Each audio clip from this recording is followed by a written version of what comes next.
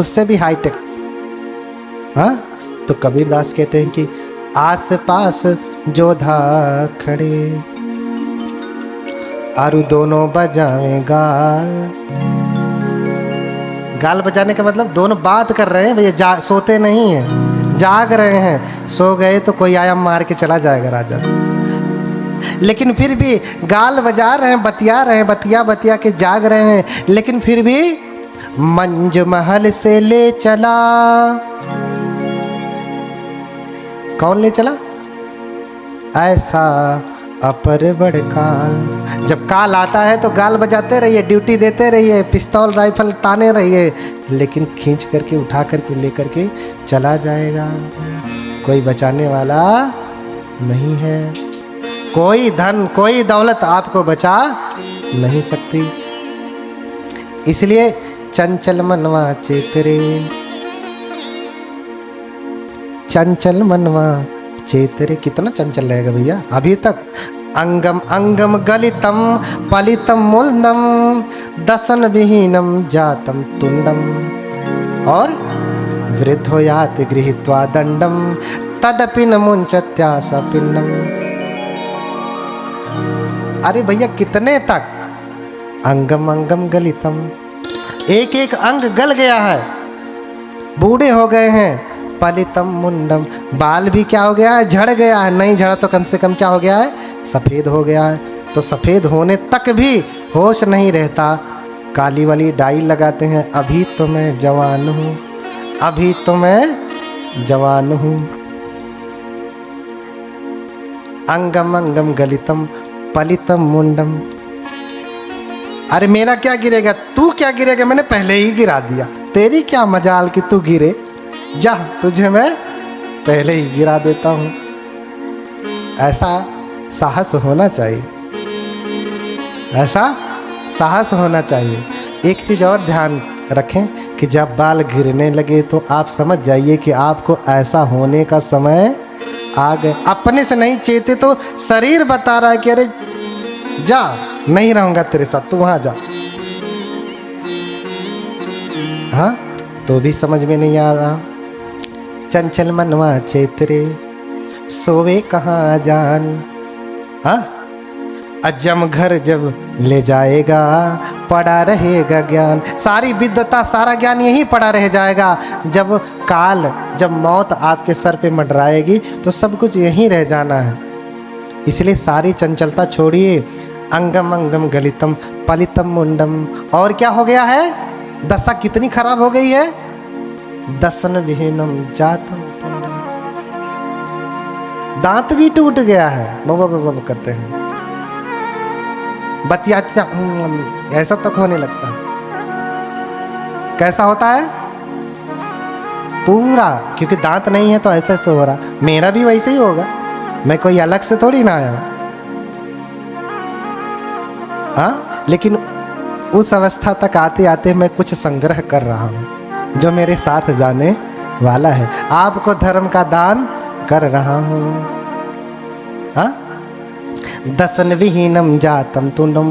दांत भी झड़ गया, टूट गया, लेकिन नकली लगवा करके अभी भी खुश हैं कि अरे चलो टूट गया तो क्या, नकली लगवा लूंगा। दांत भी बता रहा है भैया दांतवा टूट गया, अब तो चेतो। हाँ, वृद्धो याति गृहीत्वा दंडम। दशा और भी खराब हो गई। कितनी? चल नहीं पा रहे हैं, लाठी लेकर के चलते हैं, टेक टेक के चलते हैं, और नहीं तो कम से कम कोई पकड़ करके ही लेकर के जाता है। वृद्धो याति गृहीत्वा दंडम। लेकिन दशा इतनी खराब होने के बाद भी तदपि न मुंचत्यासा पिंडम। लेकिन इस मोह से, इस जगत से, इस पिंड से आपका मोह छूट रहा है? छूट रहा है? नहीं छूट रहा है। मोह से जकड़े हुए हैं पूरी तरीके से। तो कबीरदास आपको जगा रहे हैं, चंचल मनवा चेतरे सोए कहाँ अजान। इतना अज्ञानी होकर के क्यों सोता है? तेरा सारा ज्ञान, सारी विद्वता सब यहीं रह जाएगी अगर तूने उसका उपयोग सन्मार्ग पर चलने के लिए नहीं किया तो। इसलिए जागिए, सोने वाले जाग जा, संसार मुसाफिर। तो दिस्वान रूपम तिभवे विरतो, उन्होंने तो तीनों रूप देख लिया। उनका अभी दांत टूटा नहीं, बाल झड़ा नहीं, लाठी लेके चल नहीं रहे हैं, लेकिन दूसरे का देख करके ही उनके भीतर विरक्ति जग गई। तो आचार्य नागार्जुन समझा रहे हैं, ऊना पक्षम यथैव ही करतल संस्थम न विद्यते पुंभी। क्या कह रहे हैं? जैसे आप स्वेटर बुनते हैं ना, ऊन से आप स्वेटर बुनते हैं ना, इतना बड़ा ऊन तोड़ करके हाथ पे रख दिया जाए तो कुछ असर होगा? कुछ पता चलेगा? दर्द, पीड़ा, सुख, दुख कुछ ऐसा होगा? इतना बड़ा धागा ऊन का, कुछ होगा? ऊना पक्षम यथैव ही करतल संस्थम न विद्यते पुंभी। इतना तो छोड़ दीजिए, पूरा लच्छी का ऊन अगर इस पे रख दीजिए, आपको दर्द पीड़ा का कुछ एहसास होगा? नहीं ना, कुछ एहसास होगा? नहीं। पूरा बंडल रख दीजिए, 100 ग्राम 200 ग्राम की पूरी लच्छी, 500 ग्राम 1 किलो की पूरी लच्छी हाथ में ले लीजिए, हाथ को कुछ पता चलेगा? कोई पीड़ा, कोई दर्द कुछ होगा? नहीं। लेकिन अक्षिगतम तदैव ही, इतना बड़ा छोड़ दीजिए 1 किलो का बंडल, लेकिन छोटा सा टुकड़ा उसी उनका कहाँ पड़ जाए? अक्षिगतम तु तदैव ही जनयत्य रतिंच पीड़ांच। छोटा सा टुकड़ा कहाँ पड़ जाए? आंख में पड़ जाए। हाँ, छोटा सा टुकड़ा आंख में पड़ जाए तो भयंकर पीड़ा होने लगती है। हाँ, इसलिए कबीरदास कहते कि तिनका कबहू न निंदिए, जौ पायन तर होए, कबहू की ऊणी आँखिन पड़े तो पीर घनेरी होए। छोटा सा तिनका भी आँख में पड़ गया तो भयंकर पीड़ा होती है ना। इतना बड़ा धागा, पूरा बंडल हाथ पे रख लिया, लेकिन कोई पीड़ा नहीं होती। छोटा सा कण, छोटा सा टुकड़ा उनका अगर कहाँ पड़ गया? आँख में पड़ गया तो भयंकर पीड़ा होने लगती है। ऐसा क्यों होता है? ऐसा क्यों होता है बताएंगे? ऐसा क्यों होता है? क्योंकि ये बहुत कठोर है और ये बहुत मुलायम है। ऐसे ही 2 प्रकार के संसार में लोग होते हैं। हाँ, 2 प्रकार के लोग होते हैं। करतल संस्थो बालो न वेत्ति संसार दुखता पक्षम।